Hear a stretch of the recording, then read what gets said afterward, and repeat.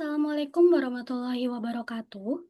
Yang kami hormati Ibu Mutiara Rizky Nurahmi selaku dosen pengampu mata kuliah Metodologi Penelitian Akuntansi. Perkenalkan, saya Halimatul Awaliyah dan juga rekan saya Sri Sulastri.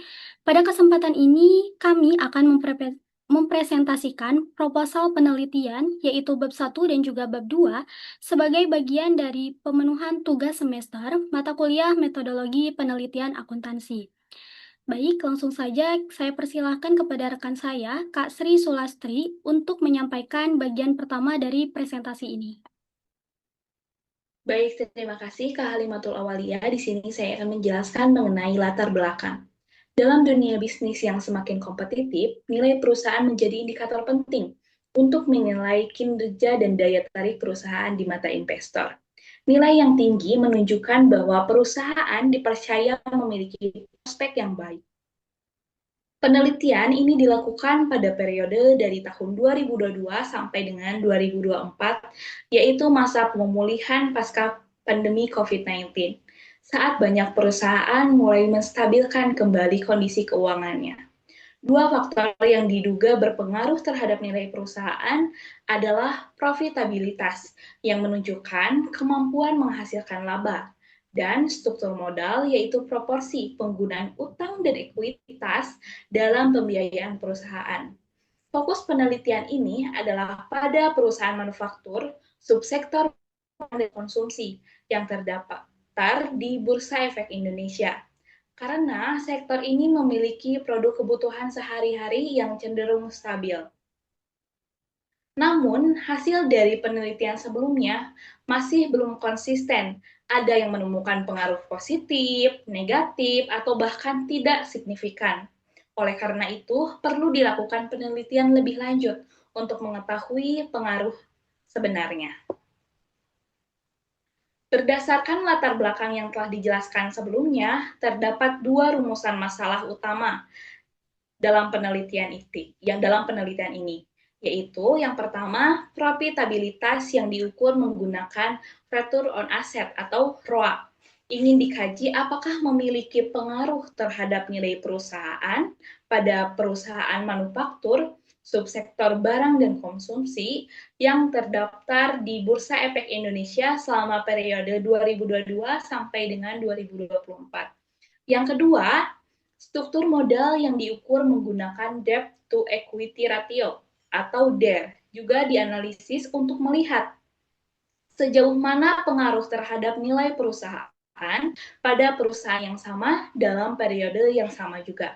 Nah, rumusan masalah ini menjadi dasar untuk mengkaji secara empiris hubungan antara dua variabel, keuangan utamanya ROA dan DER terhadap nilai perusahaan, khususnya di sektor yang cukup stabil dan berperan penting dalam perekonomian nasional. Tujuan dari penelitian ini disusun berdasarkan rumusan masalah yang telah dijelaskan sebelumnya. Secara garis besar, penelitian ini bertujuan untuk mengetahui dan menganalisis pengaruh profitabilitas yang diukur menggunakan ROA terhadap nilai perusahaan pada perusahaan manufaktur, subsektor barang dan konsumsi yang terdaftar di BEI selama periode 2022 sampai dengan 2024. Yang kedua, mengetahui dan menganalisis pengaruh struktur modal yang diukur dengan DER terhadap nilai perusahaan pada perusahaan yang sama dan dalam periode waktu yang sama juga.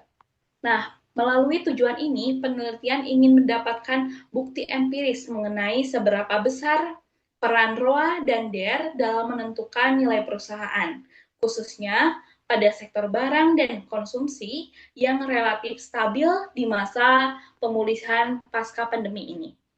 Untuk menghindari pembahasan yang terlalu luas dan tetap fokus pada tujuan utama penelitian, penelitian ini memiliki 5 batasan masalah atau batasan utama. Yang pertama, objek penelitian dibatasi hanya pada perusahaan manufaktur, subsektor barang dan konsumsi yang terdaftar di BEI. Artinya, hanya sektor tertentu yang dianalisis, yaitu perusahaan yang memproduksi barang konsumsi seperti makanan, minuman, dan kebutuhan rumah tangga. Yang kedua, periode pengamatan ditetapkan dari tahun 2022 hingga tahun 2024, yaitu masa pemulihan pasca pandemi, di mana perusahaan mulai kembali menata kondisi keuangan dan operasionalnya. Yang ketiga, penelitian ini menggunakan dua variabel independen, X, yaitu profitabilitas yang diukur dengan ROA, dan yang kedua, struktur modal yang diukur dengan DER. Variabel dependent, Y, yang dianalisis adalah nilai perusahaan. Yang dalam penelitian ini diukur menggunakan price to book value atau PBV. Nah, data yang digunakan adalah data sekunder, yaitu laporan keuangan tahunan perusahaan yang telah diaudit dan dipublikasi secara resmi oleh Bursa Efek Indonesia. Penelitian ini juga diharapkan memberikan manfaat, baik secara teoritis maupun praktis bagi beberapa pihak antara lain. Yang pertama, bagi akademisi dan mahasiswa, memberikan referensi tambahan dalam memahami hubungan antara profitabilitas, struktur modal, dan nilai perusahaan, serta dapat dijadikan dasar untuk penelitian selanjutnya. Yang kedua, bagi manajemen perusahaan, hasil penelitian dapat digunakan sebagai bahan pertimbangan dalam merancang strategi keuangan, khususnya dalam pengolahan, profitabilitas, dan struktur modal untuk meningkatkan nilai perusahaan. Yang ketiga, bagi investor dan pelaku pasar modal, menjadi bahan evaluasi untuk menilai kondisi keuangan perusahaan sebelum mengambil keputusan untuk investasi, terutama dalam menilai efektivitas penggunaan aset dan utang. Yang keempat, bagi regulator dan pemerintahan. Nah, dapat membantu memahami perilaku keuangan perusahaan di sektor barang dan konsumsi, serta menjadi acuan dalam menyusun kebijakan pasar modal dan regulasi yang relevan. Untuk selanjutnya akan dijelaskan oleh Kak Halimatul. Baik, terima kasih Kak Sri Sulastri. Nah, selanjutnya kita akan membahas mengenai metodologi penelitian. Nah, pada penelitian ini kita menggunakan jenis penelitian kuantitatif yang bertujuan untuk menguji secara empiris pengaruh profitabilitas dan juga struktur modal terhadap nilai perusahaan. Data yang digunakan yaitu data sekunder, yaitu laporan keuangan tahunan perusahaan manufaktur subsektor barang konsumsi yang terdaftar di Bursa Efek Indonesia selama tahun 2022 hingga 2024. Untuk hipotesis pada penelitian ini, yaitu hipotesis pertama menyatakan bahwa profitabilitas berpengaruh positif terhadap nilai perusahaan. Nah, hal ini itu didukung oleh penelitian terdahulu yang menunjukkan bahwa perusahaan dengan ROA tertinggi atau dengan ROA tinggi itu cenderung memiliki nilai perusahaan yang lebih baik karena mampu mengelola aset secara efisien.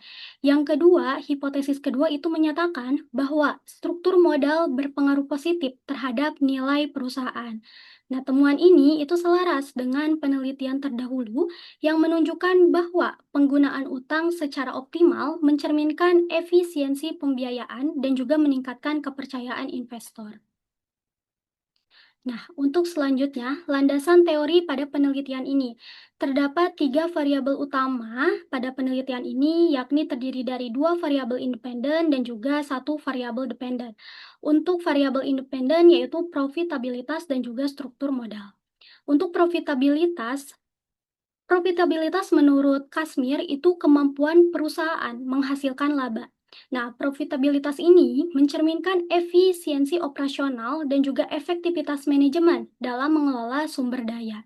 Nah, dalam penelitian ini, indikator yang kita gunakan itu menggunakan return on asset atau ROA, di mana mengukur laba atas total aset yang digunakan. Nah, semakin tinggi ROA, itu semakin efisien perusahaan dalam menggunakan asetnya untuk menghasilkan keuntungan. Yang kedua, yaitu variabel independen struktur modal, di mana struktur modal ini adalah proporsi pendanaan antara utang jangka panjang dan juga ekuitas. Nah, dalam hal ini, struktur modal itu mencerminkan strategi pendanaan perusahaan dan kemampuannya dalam mengelola risiko finansial.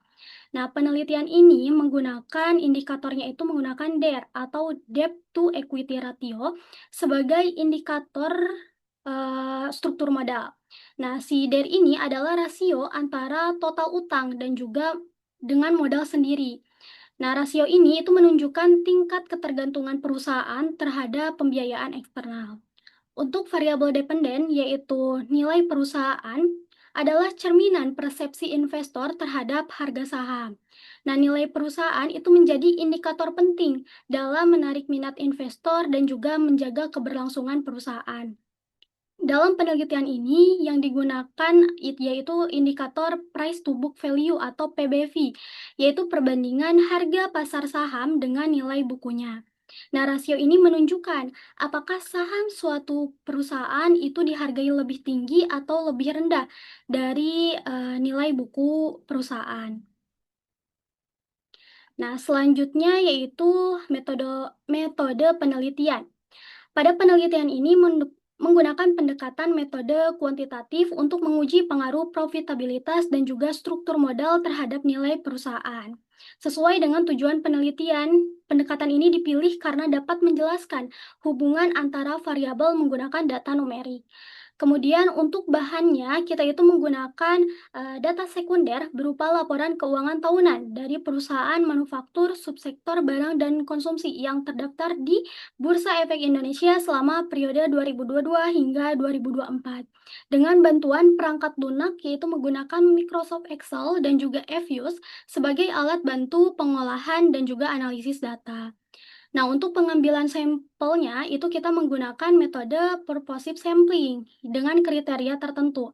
Nah, dari total 31 perusahaan yang memenuhi syarat, sebanyak 16 perusahaan yang dipilih sebagai sampel karena telah memenuhi kriteria yaitu publikasi laporan keuangan yang telah diaudit dan juga dapat diidentifikasi papan pencatatannya. Nah, papan pencatatan ini sendiri itu terdiri dari kategori utama, pengembangan, akselerasi, hingga pemantauan khusus yang mencerminkan tingkat kesiapan dan juga kondisi masing-masing perusahaan dalam pasar modal. Nah, seluruh data itu dikumpulkan, kemudian dilakukan pengolahan data menggunakan Microsoft Excel dan juga Fuse. Kemudian data tersebut yang telah diolah dianalisis melalui beberapa tahap, yaitu yang pertama statistik deskriptif, kemudian dilakukan uji asumsi klasik, kemudian analisis regresi data panel, kemudian uji signifikansi, analisis koefisien determinasi, dan juga pengujian hipotesis. Nah, analisis regresi data panel itu kita pilih karena mampu menggabungkan data time series dan juga cross-section, sehingga hasil analisis itu menjadi lebih akurat dan juga komprehensif dalam menjelaskan pengaruh antar variabel. Baik, sekian presentasi dari kami. Mohon maaf apabila ada kesalahan dalam pemaparan. Terima kasih. Wassalamualaikum warahmatullahi wabarakatuh.